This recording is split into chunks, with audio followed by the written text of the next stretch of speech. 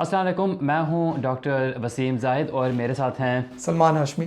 جیسے کہ ہم نے وعدہ کیا تھا کہ ہم آپ کے سوالوں کا جواب دیں گے، تو ہم حاضر ہیں۔ یہ ہے پہلی قسط ہماری رمضان اسپیشل میں۔ ہمیں کافی سوال آئے ہیں نا؟ ہمیں کافی سوال آ چکے ہیں۔ 2 دن میں ہم نے فرائیڈے کو پہلی جو ایک تھی اپلوڈ کیا تھا، پہلے ایک ویڈیو، اس کے بعد جو ہے وہ 5-6 کچھ سوال پہلے دن آ گئے تھے، اور پوری جو ویکینڈ اس میں کافی سوالات جمع ہو گئے۔ تو بہت بہت شکریہ آپ کا جنہوں نے سوالات بھیجے ہیں۔ ابھی اور بھی ہمارے پاس وقت ہے، اگر آپ نے ابھی تک اپنے سوال نہیں بھیجے تو آپ ضرور بھیجیں، ہم ان کا بھی اگلی قسطوں میں جواب دیں گے۔ تو میرے خیال ہے سیدھا شروع کرتے ہیں جس کام کے لیے ہم یہاں ہیں۔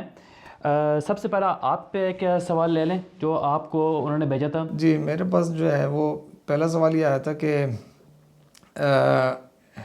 ہیپاٹائٹس بی اور سی جو ہے وہ تو لوگوں کو معلوم ہے، جی ہاں، لیکن ہیپاٹائٹس اے اور ای بھی کوئی چیز ہوتی ہے؟ بہت اچھا سوال ہے۔ پہلے تو یہ بتا دیں کہ ہیپاٹائٹس کیا چیز ہوتی ہے۔ ہیپاٹائٹس یعنی کہ جو لیور میں انفیکشن ہو کسی بھی وجہ سے، اس کو ہم ہیپاٹائٹس کہتے ہیں، اور پھر اس کی کئی وجوہات ہو سکتی ہیں، اور بیکٹیریا ہو سکتے ہیں، وائرس ہو سکتے ہیں، اور اس لیے جو ہیپاٹائٹس اے بی سی ڈی یہ جو ہے نا، یہ مختلف وائرسز ہیں۔ وائرس کی بالکل A B C D, hepatitis B اور سی وائرس ہے، اس کے ساتھ جو A B C D E F تو نہیں مجھے معلوم، لیکن ای تک تو پڑھا ہے کہ جو ہے وہ یہ وائرسز ہیں سارے۔ لیکن جیسے ڈاکٹر صاحب نے کہا کہ بیکٹیریل کوز بھی ہوتی ہے ہیپاٹائٹس کی، انفیکشن ہے لیور کا۔ پیراسٹس بھی ہوتے ہیں، خاص طور پہ پاکستان میں اور ہمارے جو ممالک ہیں ان میں پیراسٹس بھی ہو سکتے ہیں جس کی وجہ سے ہیپاٹائٹس ہو سکتا ہے۔ تو بالکل اے اور ای بھی ہوتا ہے، لیکن فرق کیا ہے ڈاکٹر صاحب بی سی میں اور اے ای؟ ہاں، سب سے پہلے یہ بتا دیں کہ جو یہ جیسے کہ ہم نے کہا کہ یہ مختلف وائرس ہیں جو یہ سب لیور میں انفیکشن دیتے ہیں۔ جو ہیپاٹائٹس اے ہے نا، وہ آپ کو کھانے کے تھرو لگتا ہے۔ اگر آپ نے کوئی ایسی چیز کھائی ہو جس کے اوپر ہیپاٹائٹس اے لگا ہو، عام طور پہ پھل فروٹ جو دھویا نہ ہو، کچا ہو، یا سبزی یا ایسی چیز جس میں ہیپاٹائٹس ہو، اگر وہ آپ کھائیں تو وہ آپ کے اندر جائے گا، پھر آپ میں ایک انفیکشن ہو سکتی ہے۔ اور اس کے سمٹمز یہ ہوتے ہیں کہ کچھ دنوں بعد ذرا بخار ہوتا ہے، رائٹ سائڈ پہ درد ہوتا ہے، اور آہستہ آہستہ کئی مریضوں کو جسے ہم جانڈس کہتے ہیں، پیلیا ہو جاتا ہے۔ جی ہاں، اسکن جو ہے نا پیلی پیلی ہو جاتی ہے۔ ہیپاٹائٹس اے جو ہے نا عموماً خود بخود ٹھیک ہو جاتا ہے، لیکن اس کے بھی میں نے کچھ سیریس کیسز بھی دیکھے ہیں جن کو اتنا زیادہ اس کی وجہ سے انفیکشن، اتنا لیور میں ڈیمیج ہوتا ہے کہ لیور تقریباً بالکل فیل ہو چکا ہوتا ہے۔ لیکن عام طور پہ اے اور ای جو ہوتے ہیں اس کو ایکیوٹ ہیپاٹائٹس کہتے ہیں، یعنی کہ جو ہے وہ انفیکشن ہوتا ہے 10-15 دن، اس کے بعد جو ہے وہ پھر انفیکشن ختم ہو جاتا ہے۔ بی اور سی جو ہے وہ کرونک اسٹیجز ہیں، دیر تک انفیکشن چلتا ہے، پھر جو وائرس ہے وہ اندر رہ جاتا ہے، پھر بعد میں وہ کرونک لیور ڈیزیز کرا دیتا ہے، یعنی ہمیشہ کے لیے لیور جو ہے وہ خرابی کی طرف جانا شروع ہو جاتا ہے۔ اور ہیپاٹائٹس بی میں ہم اور سی میں یہ بھی کہہ دیں کہ یہ کھانے کے تھرو نہیں لگتے۔ بی اور سی دونوں بلڈ ٹرانسمیشن سے ہوتے ہیں۔ اگر کسی کا خون آپ میں آ جائے جس کے خون میں وائرس ہو، پھر آپ کو وہ بیماری لگ سکتی ہے۔ اور جو ہیپاٹائٹس بی ہے وہ میرا خیال ہے آلسو سیکشولی ٹرانسمیٹڈ بھی ہے، ٹرانسمیٹڈ بھی ہے، اور یہ بلڈ ٹرانسفیوژن ڈاکٹر صاحب نے بتایا بالکل یہ سب سے کامن کاز ہے۔ خاص طور پہ پاکستان میں جو ہے وہ سب سے زیادہ جو ہے وہ ان لوگوں میں جو کہ انٹراوینس ڈرگس یوز کرتے ہیں ان میں جو ہے وہ بہت کامنلی ٹرانسمٹ ہوتا ہے ایک دوسرے سے، یا بلڈ ٹرانسفیوژنس جو دیتے ہیں وہاں پہ ہائیجین اتنی زیادہ اس کا جو ہے وہ خیال نہیں رکھا جاتا، اس کی وجہ سے بھی سب سے زیادہ ٹرانسمیشن پاکستان میں اس وجہ سے ہوتی ہے۔ جو ہیپاٹائٹس بی ہے اس کا بھی یہ سسٹم ہوتا ہے کہ وہ یا تو کرونک اسٹیج میں جاتا ہے کہ آپ کو بس مسلسل باقی کی زندگی تھوڑا بہت انفیکشن رہتا ہے، یا عام طور پہ یہ ہوتا ہے کہ انفیکشن ہوتا ہے اور اس کے بعد وہ خود بخود ختم ہو جاتا ہے، لیکن جو اور اس کا علاج بھی نہیں ہے، علاج ابھی تک نہیں ہے۔ لیکن ہیپاٹائٹس سی کا علاج ہے، بالکل انجیکشن وغیرہ لگاتے ہیں، کافی ٹف علاج ہوتا ہے لیکن اس کا علاج ہو سکتا ہے۔ میرا کافی بات ہو گئی ہے ہیپاٹائٹس کے بارے میں۔ ان کے بعد کوئی اور سوال بھی تھا یا صرف یہ 3-4 سوال آئے ہوئے تھے؟ ایک تو یہ کہ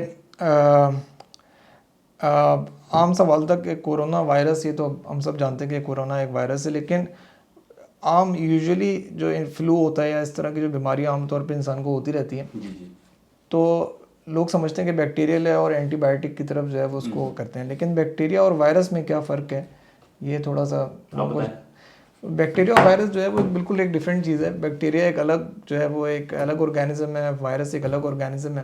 اور عام طور پہ جو ہمیں کامن فلو ہو جاتا ہے, نزلہ زکام ہو جاتا ہے, یہ وائرل کاز ہوتی ہے, اور وائرل کاز میں کوئی اینٹی بائیوٹک اثر نہیں کرتی ہے. اینٹی بائیوٹک جو ہے وہ بیکٹیریل انفیکشن کے لیے.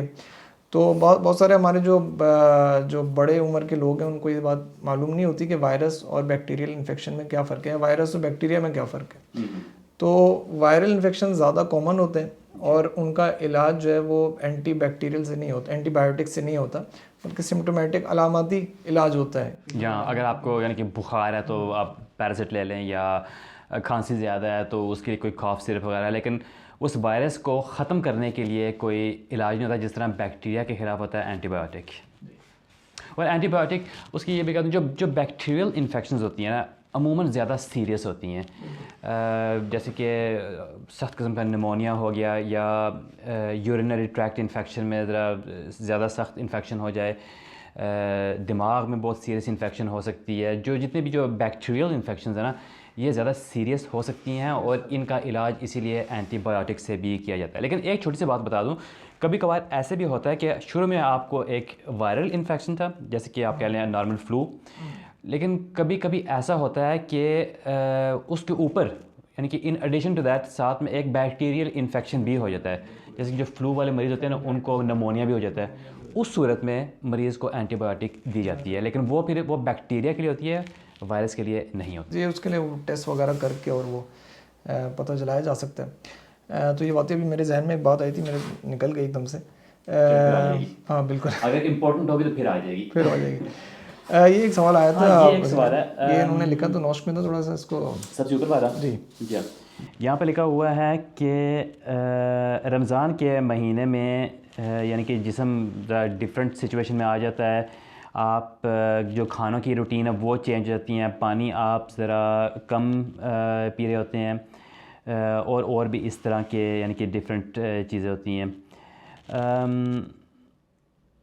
ہاں اور وہ یہ پوچھ رہے ہیں کہ کیا ان چینجز کی وجہ سے یعنی کہ 30 دن کے جو روزے ہوتے ہیں ان چینجز کی وجہ سے آپ کی صحت کے اوپر کوئی پرماننٹ اثر ہو سکتا ہے؟ اور اس کا جواب میرا خیال ہے کافی آسان ہے, اور وہ ہے نہیں. کیونکہ میرا خیال ہے بہت دن میں 365 دن ہوتے ہیں, اگر ان میں سے آپ 30 دن تھوڑا سا اپنی روٹین کو چینج کر لیں اور یعنی کہ 335 دن باقی کی نارمل روٹین میں رہے, تو ظاہر ہے جو آپ ان 335 دنوں میں کریں گے وہ زیادہ امپورٹنٹ ہے. تو میرا نہیں خیال کہ کئی لوگ اس طرح سوچتے ہیں کہ شاید رمضان میں اگر میں 30 دن روزے رکھوں تو میرا وزن کم ہو جائے گا اور پھر وہ میں برقرار رکھ سکتا ہوں. شاید آپ کر سکتے ہیں اگر آپ یعنی کہ باقی کے سال بھی ذرا ڈسپلن دکھائیں, لیکن عموماً ایسا ہوتا ہے کہ جو کچھ آپ ان 30 دنوں میں کرتے ہیں اس کا ایفیکٹ تھوڑی دیر بعد, جو صحت پر ایفیکٹ ہے وہ تھوڑی دیر بعد ختم ہو جاتا ہے. مجھے لگتا ہے ویسے کہ یہ رمضان بھی تھوڑا سا ایک ضروری ہے باڈی کے لیے روزہ رکھنا, کیونکہ ہم خاص طور پہ جو ہمارا بیک گراؤنڈ ہے پاکستانی, تو ہم کھانے اس طرح کے کھاتے ہیں کہ کافی یعنی ان ہیلدی فوڈ ہوتا ہے اور ٹیسٹ کے لیے مزے کے لیے کھاتے ہیں, ہاں مزے کے لیے کھاتے ہیں, لیکن ہیلتھ ریلیٹڈ اتنا زیادہ اس میں ہم سوچتے نہیں ہیں. تو میرا خیال سے باڈی کو ایک تھوڑا سا چاہیے ہوتا ہے, ایک بریک چاہیے ہوتا ہے کہ یار تھوڑا سا باڈی خود بھی جو ہے وہ اس کو بھی جو ہے وہ ریسیٹ کرتی ہے اپنے سسٹم کو. اس طرح تو کافی جو آپ کہہ لیں فاسٹنگ پر رمضان کے بارے میں نہیں کہہ رہا, لیکن جو انٹرمیڈیٹ فاسٹنگ ہے اس کے اوپر کافی ریسرچ ہو رہی ہے, اور وہ کہتے ہیں کہ جسم کو فائدے ہوتے ہیں کہ اگر آپ بیسکلی میرا خیال ہے مقصد یہ ہے کہ اگر آپ اپنا کھانا ذرا کم کریں نا اور ہلکا کھائیں, جسم کو تھوڑے سے یعنی کہ جو آپ کی ڈائجسٹیو ٹریکٹ ہے اس کو تھوڑا سا آرام ملے تو وہ فائدہ ہوتا ہے. لیکن میں یہ بھی کہوں گا کہ ہماری فیملی میں اور خاندان میں شاید آپ کی بھی جب رمضان آتا بھی ہے نا تو یہ نہیں ہے کہ لوگ کم کیلوریز کھاتے ہیں, بلکہ اور زیادہ نارملی سے میرا خیال ہے تقریباً کچھ لوگ ہیں جو زیادہ بھی کھاتے ہیں. میری وائف تو خیر نیوٹریشنسٹ ہے تو کافی حد تک کنٹرول رہتا ہے, لیکن یہ ہمارے یہاں عام دیکھا جاتا ہے کہ سموسے پکوڑے اور کافی فرائڈ چیزیں جو ہے وہ افطاری میں کھائی جاتی ہیں, سحری میں بھی پراٹھے بنا کے کھائے جاتے ہیں, تو وہ زیادہ فرق نہیں پڑتا. پانی بھی انسان کافی پی لیتا ہے تو زیادہ فرق نہیں پڑتا. پانی کے بارے میں یہ کہوں گا کہ یہ بہت ضروری ہے کہ آپ اپنے آپ کو ہائیڈریٹڈ رکھیں, کیونکہ آج کل جو یہ کرونا وائرس کی وبا چل رہی ہے اور اس سے بچنے کے لیے یہ ضروری ہے کہ آپ کے جسم میں پانی کی کمی نہ ہو. تو سحور کے وقت اور افطار کے وقت آپ کوشش کریں کہ خوب پئیں، پانی، جوس، دودھ، کچھ بھی. اور جیسے کہ میں نے پہلے بھی کہا کہ 24 گھنٹے کے دوران آپ کوشش کریں کہ کم از کم 2 سے 3 لیٹر تک آپ پئیں. آپ کیا کہتے ہیں؟ بالکل I agree with you Waseem بھائی کہ اتنا زیادہ پانی آپ کو روزانہ آپ کی ڈیلی ریکوائرمنٹ ہے باڈی کی ایکچولی. تو آپ سحری میں ضروری نہیں ہے کہ آپ بیچ میں، کیونکہ آپ کا تو روزہ ہے، روزے میں تو نہیں پی سکتے، لیکن سحری میں اور افطار میں اگر آپ اس کو کور کر لیں گے تو ڈیلی ریکوائرمنٹ جو ہے وہ کور ہو جائے گی. خاص طور پہ اگر آپ جوان ہیں اور صحت مند ہیں تو میرے خیال میں کہ روزے اب اتنے لمبے نہیں ہیں اور یہ سحور اور افطار کے دوران آپ یہ کور کر سکتے ہیں. لیکن ظاہر ہے کہ اگر آپ عمر رسیدہ ہیں، بوڑھے ہیں، یا آپ کو کوئی بیماری ہے، تو اس صورت میں میرا خیال ہے شاید یہ مشکل ہو سکتا ہے، اور ان لوگوں کو تو شاید روزے رکھنے بھی نہیں چاہیے. اس میں تو پھر وہ ہے کہ ان کو تو اجازت ہے، کیونکہ ان کا ایک اردو میں عذر کہتے ہیں میرے خیال سے، تو وہ تو بیماری کی وجہ سے عذر ہے، تو اس میں تو اجازت ہے. دوسرا سوال لیتے ہیں، آپ کے پاس ہیں کوئی؟ میں ڈھونڈتا ہوں. ایک کیس سینیریو تھا وسیم بھائی، ایک میری پاکستان سے مجھے کسی نے کانٹیکٹ کیا تھا. اچھا. ان کو سلمان بھائی کے مریض پاکستان میں بھی ہیں. میرے تو یہی ہیں صرف. تو ان کو مینسکس کا ہوا تھا، گھٹنا ان کا جو ہے وہ اس میں تکلیف ہو گئی تھی. اور پاکستان میں آپ کو پتہ ہے پین کلرز بہت زیادہ دی جاتی ہیں، تو ان کو 2 مختلف پین کلرز دی ہوئی تھی، اور اس کی جو سائیڈ ایفیکٹ ہوتا ہے یعنی تیزابیت، اس کے لیے بھی ایک دوا دی ہوئی تھی. تو وہ کچھ 3 دوائیں ایکسٹرا کھا رہی تھیں. اچھا. تو وہ اب روزے میں پوچھ رہی تھی کیا کروں. تو انہوں نے آپ کو بتایا کہ وہ کون سی پین کلرز لے رہی ہیں؟ کیونکہ اس کی بھی کئی قسمیں ہوتی ہیں. انہوں نے NSAIDs شروع کی تھیں، جو یہاں پہ ایبکس کے نام سے ملتی ہے، وہ تھی ایبکس، وولتارین وغیرہ. وولتارین تھی، ایبکس تھی، اور پارالگین 40 جو ملتی ہے وہ تھی، کیونکہ وہاں پہ تو ریسیپٹ کی ضرورت نہیں ہوتی نا، تو اس کے بغیر وہ مل جاتی ہے. لیکن ان کا پین اس لیول کا نہیں تھا کہ ان کو ان دواؤں کی ضرورت پڑے، اور پھر اس کے سائیڈ ایفیکٹ بھی ہے، پھر اس کے لیے ایک دوا، پھر اس کے لیے ایک دوا، وہ ایک چل جاتا ہے پولی فارمیسی کا. تو میرے ذہن میں آیا، میں نے کہا آپ سے بھی مشورہ کر لیا جائے. تو اس میں بہت ہی کامن، ایک ہمارا پاکستان میں تو بہت کامن ہے کہ ہمارے جو بڑے عمر کے یہاں پہ لوگ جو ہیں وہ بھی پاکستان سے دوائیں لے کے آتے ہیں، مختلف پین کلرز، اور کافی حد تک کھاتے رہتے ہیں بغیر اس کے کہ ان کو کوئی انڈیکیشن ہو. تو میں نے ان کی وہ دونوں NSAIDs کم کرا کے پیراسیٹ پہ ان کو شروع کر دیا تھا کہ آپ صبح میں ایک پیراسیٹ لے لیں، ایک شام میں لے لیں. اس کا وہ سائیڈ ایفیکٹ بھی نہیں تھا کہ تیزابیت والا. ایک اور بات میں نے نوٹس کی ہے کہ یہاں پہ تھوڑا سا کلچرز میں بھی فرق ہے. میرے خیال میں جو پاکستان میں جو آپ کہہ رہے ہیں ڈاکٹرز کا کلچر ہے، وہ زیادہ پرسکرپشن کی، وہ جلدی دوا لکھ دیتے ہیں، جلدی پین کلر دیتے ہیں. جہاں کہ یہاں پر وہ زیادہ فزیکل تھراپی پہ ریلائی کرتے ہیں. آپ کو کہیں گے کہ ٹھیک ہے تھوڑا بہت پین برداشت کر لو، چلنے کی کوشش کرو کہ جوڑ میں ذرا حرکت آئے، اس سے بھی آہستہ آہستہ درد کم ہو سکتا ہے. لیکن جہاں پر آپ کو بہت زیادہ درد ہے اور پین کلر کی ضرورت ہے، وہاں پہ ابھی آف کورس دیتے ہیں. لیکن میرے خیال آپ نے بالکل ان کو صحیح مشورہ دیا. کوشش تو کرنی چاہیے کہ کم سے کم پین کلر استعمال کیے جائیں، بس اتنا ہی کہ جو آپ کو جو پین ہے نا آپ سے برداشت ہو جائے. کیونکہ یہ جو میڈیسنز ہوتی ہیں ان کے سائیڈ ایفیکٹس بھی ہوتے ہیں، اور خاص طور پہ یہ جو آپ نے بتایا جو NSAIDs جسے کہتے ہیں NSAID، یہ ایک میڈیسنز کا گروپ ہے، اور ان کے خاص طور پہ سائیڈ ایفیکٹس پیٹ پہ اور آنتڑیوں پہ، اور آلسو بلڈ پریشر، کڈنیز اور دل پر بھی ہو سکتے ہیں. تو ان سے احتیاط کرنی چاہیے. تو میرے خیال میں آپ نے بہت اچھا مشورہ دیا ان کو. ایک اور کیس میرے پاس آیا تھا، ایک نوجوان ہے ہماری عمر کا، آپ کا نہیں میری عمر کا. میں تو نوجوان نہیں ہوں. تو وہ اس کا کولیسٹرول کافی ہائی رہا ہے. آئی ڈونٹ نو کیا ریزنس تھے، لیکن ابھی وہ کہہ رہا تھا کہ ابھی میں نے روزے رکھنا شروع کی ہے، تو میں جو ہوں وہ دودھ پیتا ہوں اور بہت کم چیزیں کھاتا ہوں تاکہ میرا کولیسٹرول لیول کم ہو جائے. تو وہ چاہ رہا تھا کہ کیسے 1 مہینے میں کم کر دوں میں کولیسٹرول. دیکھیں بات پھر وہی بن جاتی ہے جو ہم نے شروع میں کہی تھی نا، کہ جو آپ رمضان میں کریں گے اس کا اثر آپ کی صحت پر لاسٹ نہیں کرتا. کیونکہ فرق تو تب پڑتا ہے کہ آپ پورا سال وہی کریں یا کئی سال آپ اپنی روٹین یعنی کہ چینج کریں نا، پھر آپ کی صحت پر فرق آئے گا. تو جو کولیسٹرول کے بارے میں تو یہ کہوں گا، کیونکہ یہ میری فیلڈ ہے. اگر آپ کے بلڈ میں کولیسٹرول لیول ہائیز ہیں، اور خاص طور پہ جسے ہم LDL کولیسٹرول کہتے ہیں، وہ آپ کہہ لیں ایک قسم کا برا کولیسٹرول ہوتا ہے. اگر وہ زیادہ ہو تو جو خون کی رگیں ہیں ان کی ان سائڈز پہ آپ کہہ لیں چربی جمنا شروع کر جاتی ہے اور وہ رگیں تنگ ہو جاتی ہیں, اور یہ وہی سچویشن ہے جس کی وجہ سے آگے جا کے ہارٹ اٹیک بھی ہو سکتا ہے, فالج وغیرہ بھی ہو سکتا ہے. تو اپنے کولیسٹرول کو نارمل رکھنا اور لو رکھنا یہ بہت ضروری ہے. سب سے پہلے تو اگر ہمارے پاس ایک مریض ہے جس کا کولیسٹرول ہائی ہو تو ہم کوشش کرتے ہیں کہ اس کا ڈائٹ چینج کریں, اسے ایکسرسائز کا کہیں, اور ڈائٹ میں خاص طور پہ کہ ریڈ میٹ وہ کم کھائیں, ڈیری پروڈکٹس میں جو کافی فیٹ ہوتی ہے وہ کم کریں, زیادہ سبزیاں کھائیں, زیادہ ہول گرین والی بریڈ وغیرہ کھائیں, مچھلی زیادہ کھائیں, مچھلی کولیسٹرول کے لیے اچھی ہے, نٹس اچھے ہیں. اس طرح کے ہم ان کو ایڈوائزز دیتے ہیں. ڈاکٹر صاحب سوری آپ کو میں بیچ میں کاٹ رہا ہوں, پاکستان میں جو دودھ ملتا ہے وہ تو ہائی فیٹ ہی ہوتا ہے زیادہ تر, تو اس کا کوئی آلٹرنیٹیو ہے کوئی؟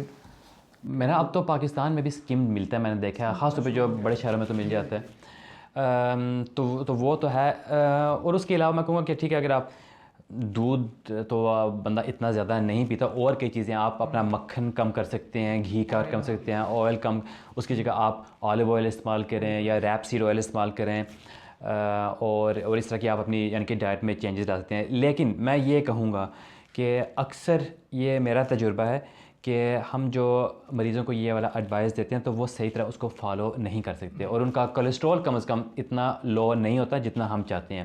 اور اگر آپ کی یہ صورت ہے کہ آپ سے کولیسٹرول ڈاؤن نہیں ہو رہا تو میں یہ کہوں گا کہ پھر زیادہ ضروری ہے کہ آپ اپنے ڈاکٹر سے کولیسٹرول ڈاؤن کرنے والی میڈیسنز لے لیں, کیونکہ وہ بہت افیکٹو ہوتی ہیں اور آپ کو دل کی بیماریوں سے بچاتی ہیں. تو اس میں ایکسرسائز بھی کوئی رول؟ ڈیفینیٹلی, کیونکہ آپ کے لیے ایک اوور آل جو آپ کا لائف سٹائل ہوتا ہے نا, اگر آپ اپنا ڈائٹ بھی کنٹرول کریں گے اور ایکسرسائز بڑھا دیں گے, اس سے یہ ہوگا کہ آپ کا جو باڈی ویٹ ہے وہ زیادہ نارمل ہو جائے گا, آپ زیادہ لین ہو سکتے ہیں, اور اس سے بھی نہ صرف کولیسٹرول پر آپ کی جو اوور آل ہیلتھ پر پازیٹیو اثر ہوگا. جی میرے پاس یہاں پر ایک آیا ہے جو سوال, یہ ایک نوجوان ہے اور آپ سے بھی جوان ہے, ان کی عمر ہے 15 سال, اور وہ یہ پوچھ رہے ہیں کہ اگر میں روزہ رکھوں تو میری جو ہائٹ ہے وہ رک جائے گی کیا, میں یعنی کہ شارٹ ہوں گا؟ اور میرا خیال ہے پھر اس کا جواب وہی ہے جو ہم نے شروع میں کہا تھا کہ ان 30 دن سے کوئی فرق نہیں پڑتا. اور کیونکہ بے شک یعنی کہ اگر آپ تھوڑا سا کم کھانا کھا رہے ہیں ان 30 دنوں میں تو آپ ایک دم جو روزے ختم ہوں گے تو اس کو آپ کیچ اپ کر سکتے ہیں اور دوبارہ اپنا نارمل ڈائٹ اور اپنی ایکسرسائز وغیرہ ریزیوم کر سکتے ہیں. کم کھاتے بھی نہیں ہیں ڈاکٹر صاحب, ویسے ہم پورا کر لیں. وہی میں کہہ رہا ہوں کہ لوگ اتنا کم کھاتے بھی نہیں ہیں, تو میرے خیال میں یہ کم از کم کوئی مسئلہ نہیں بنے گا. ایک اور سوال مجھے آیا تھا, اور وہ میرا خیال ہے کافی زیادہ لوگ, میرا خیال ہے یہ ہم اس ایپیسوڈ میں یہ والا لاسٹ کرتے ہیں کیونکہ اب ایپیسوڈ لمبی ہو رہی ہے, تو باقی کے ہم اگلے ایپیسوڈ میں کریں گے, لیکن یہ والا سوال ہم پہلے کریں گے کیونکہ یہ امپورٹنٹ ہے, اور وہ ہے ڈائبٹیز سے, جسے شوگر کی بیماری کہتے ہیں. یہ غلط ہے, اس کو اصل میں شوگر کی بیماری نہیں کہنا چاہیے, اس کا نام اصل ہے ڈائبٹیز, اور یہی نام استعمال کریں.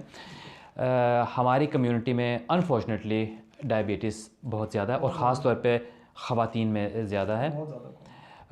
اور ڈائبٹیز میں یہ ایک تو یہ ہوتا ہے کہ آپ کی جو بلڈ شوگر جو ہے لیول ہائی رہتا ہے, کیونکہ آپ کا جسم اس کو صحیح طرح ریگولیٹ نہیں کر سکتا. اور مسئلہ یہ ہے کہ جب آپ کا بلڈ شوگر بہت ہائی رہے, اور اب میں بات کر رہا ہوں کئی سال, ٹھیک ہے, تو آہستہ آہستہ جو آپ کی خون کی رگیں ہیں نا وہ اس سے نقصان لیتی ہیں, اور اسی لیے ڈائبٹیز کی جو کمپلیکیشنز میں یہ بھی ہوتا ہے کہ آپ کو ہارٹ ڈیزیز ہو سکتی ہے, یعنی کہ ہارٹ اٹیک, کڈنیز فیل ہو سکتے ہیں, نظر آپ کی جا سکتی ہے اگر آپ اس کا صحیح علاج نہ کریں, نروز جو آپ کی اسکن میں ہیں وہ خراب ہو سکتے ہیں. تو اس لیے بہت ضروری ہے کہ اگر آپ کی ڈائبٹیز ہے تو آپ اس کا صحیح طرح علاج کریں. لیکن سوال یہ تھا کہ ڈائبٹیز اور روزے رمضان, اور یہ بہت اہم سوال ہے کیونکہ یہ بہت لوگوں کو یہ ریلیٹ کرتا ہے. اس کے بارے میں آپ کیا کہیں گے, جو ڈائبٹیز والے مریض ہیں ان کے لیے کیا آپ کی؟ تو ڈاکٹر صاحب یہ کافی ایک جنرل کنڈیشن ہے, اور لیکن جب تک ہمارے سامنے کسی کی شوگر لیولز نہ ہو, کیا اس کا کیا روٹین چل رہا ہے شوگر لیولز کا, اور وہ کس میڈیکیشن پہ ہے اور کس ڈوز پر ہے, اس وقت تک اس کے بارے میں کسی کو ایک کوئی جنرل رائے دینا میرے خیال سے مشکل ہے. لیکن کسی کو ڈائبٹیز ہے تو سب سے بہتر میری رائے تو یہ ہے کہ وہ اپنے جو فاصلے کے ہیں جو ان کا جی پی ہے اس سے جو ہے وہ کانٹیکٹ میں رہے, اور کیونکہ اس کے سامنے پوری اس کی ہسٹری ہے کہ کتنا اس کے جو ہے وہ فاسٹنگ بلڈ شوگرس ہیں, کس ڈوز پر وہ ہے, اور کون سی ڈوز اسکپ کی جا سکتی ہے دن بھر میں. تو میری ویسے اس میں یہ رائے. میرا بھی یہ ہے, آپ نے بالکل صحیح بات کی کہ یہ جو ہے نا جو انڈیویجول اس کا جواب ہونا چاہیے. اگر میں کوئی تھوڑی سی جنرل بات اس پہ کروں تو یہ ہے کہ جن کو آپ کہیں شدید ڈائبٹیز ہوتی ہے, اس صورت میں یہ ہے کہ وہ اپنی روٹین سے بہت زیادہ ڈیپینڈنٹ ہوتے ہیں کہ ایک ہی طرف ٹائم کھانا کھانا ہے, دن میں اتنی دفعہ کھانا کھانا ہے, میڈیسنز اتنی دفعہ لینی ہے, اور اگر وہ کسی میڈیسن کا ڈوز اسکپ کر دیں تو شوگر ہائی ہو جاتی ہے. اگر وہ اپنی میڈیسنز لے رہے ہیں اور کھانا نہیں کھا رہے تو ان کی شوگر بہت لو ہو جاتی ہے, تو ان کے لیے یہ مشکل ہو جاتا ہے. اگین میں یہی کہوں گا کہ اگر آپ کو سخت قسم کی ڈائبٹیز ہے تو بہتر ہے کہ آپ روزے نہ رکھیں. لیکن سلمان بھائی کی بات بالکل ٹھیک ہے کہ آپ کو سب سے پہلے اپنے جو جی پی ہے ان سے اپنے فاصلے کے سے بات کرنی چاہیے اور ان سے کنسلٹ کرنا چاہیے کہ آپ کس طرح آپ اس کو ہینڈل کر سکتے ہیں. اس میں ڈاکٹر صاحب ایک یہ بھی بات سمجھنی چاہیے, جو لوگ ڈائبٹیز جن کو ہے اور وہ میڈیکیشن پر ہیں, دوائیں کھاتے ہیں, تو وہ اپنے ڈاکٹر سے مل کے جو ہے وہ اس کے بارے میں ذرا پوچھیں کہ جو وہ دوائیں کھاتے ہیں ان کا اثر کیا ہے, کیونکہ مختلف میڈیکیشن ہیں ڈائبٹیز کی. کچھ جو ہے وہ انسولین کی پروڈکشن کو بڑھا دیتی ہیں, کچھ جو ہے وہ انسولین کی سینسٹیوٹی کو بڑھاتی ہیں, تو جو کچھ لوگ انسولین لیتے ہیں, کچھ لوگ انجیکشن. تو جو لوگ جو دوائیں جو خاص طور پہ ایمریل جیسے ہے وہ انسولین کی پروڈکشن کو بڑھاتی ہے, اس سے ہائپوگلائسیمیا یعنی شوگر کم ہونے کا بہت زیادہ چانسز ہوتے ہیں جب اگر کوئی انسان کچھ چیز کھائے نا اس کے بعد. تو اس میں جو لوگ میرے خیال سے وہ میڈیکیشن لے رہے ہیں ان کو احتیاط کافی زیادہ کرنی چاہیے, کیونکہ اس میں شوگر زیادہ بڑھنے سے اتنا نقصان نہیں ہوتا جتنا شوگر کم ہونے سے نقصان ہوتا ہے, کیونکہ وہ فوراً آپ کے دماغ پہ. اب آپ بات کر رہے ہیں شارٹ ٹرم اور لانگ ٹرم میں. ظاہر ہے لانگ ٹرم میں ہائی شوگر ہونا خطرناک ہے, لیکن شارٹ ٹرم میں یعنی کہ اگر آپ کی وقتی طور پہ آپ کی 10 12 15 تک پہنچتی ہے آپ کو اتنا مسئلہ نہیں بنتا ہے. لیکن اگر شارٹ ٹرم میں آپ کی بلڈ شوگر بہت لو ہو جائے, 2 3 تک چلے جائے, تو چکر آ سکتے ہیں اور آپ بے ہوش بھی ہو سکتے ہیں اور یہ خطرناک سچویشن بھی ہو سکتی ہے. لیکن پھر بھی ہم یہی کہیں گے کہ اگر آپ کو یعنی کہ شدید ڈائبٹیز ہے تو آپ روزے نہ ہی رکھیں, لیکن اس کے علاوہ آپ اپنے جی پی سے کنسلٹ کریں. ٹھیک ہے جی, میرے حال میں اس قسط کے لیے یہی کافی ہے. ابھی اور بھی کافی سوال پڑے ہوئے ہیں, لیکن ہم ان کو جو آگے والی قسطوں میں ان میں ان کا جواب دیں گے. اگر آپ کے پاس سوال ہے تو آپ پلیز ہمیں بھیجیں, ہم آپ کے سوالوں کا جواب دینا چاہتے ہیں. اور پلیز ہمارے اس چینل کو یہاں پہ یوٹیوب پہ سبسکرائب کریں تاکہ یہ پیغام اور لوگوں تک پہنچ سکے. اور میں یہ بھی کہوں گا کہ اگر آپ یوٹیوب پہ ولاگنگ کے شوقین ہیں, اچھا, تو میں ہائیلی ریکمینڈ کروں گا ڈاکٹر سلمان ہاشمی کا چینل. میں نیچے اس کا وہ آپ کو لنک دے رہا ہوں. یہ ہمارے یعنی کہ آپ کہہ رہے ہیں ناروے کے عرفان جنیجو ہیں. اگر آپ عرفان جنیجو کو فالو کرتے ہیں نا تو یہ ناروے کے عرفان جنیجو ہیں. آپ کی نہیں واقعی میں کہہ رہا ہوں, آپ کی یار ولاگس دیکھ کے بہت مزہ آتا ہے. ہم پوری فیملی مل کر دیکھتے ہیں. تو آپ ان کو بھی پلیز سبسکرائب کریں اور ان کی حوصلہ افزائی کریں. تو ہم ایک بات کہنا بھول گئے تھے ڈاکٹر صاحب, رمضان مبارک آپ سب لوگوں کو. آف کورس رمضان مبارک. بہت بہت اپنا خیال رکھیے گا, اور جلدی ہم دوبارہ ایک نئی قسط میں آپ سے ملتے ہیں. خدا حافظ. اللہ حافظ.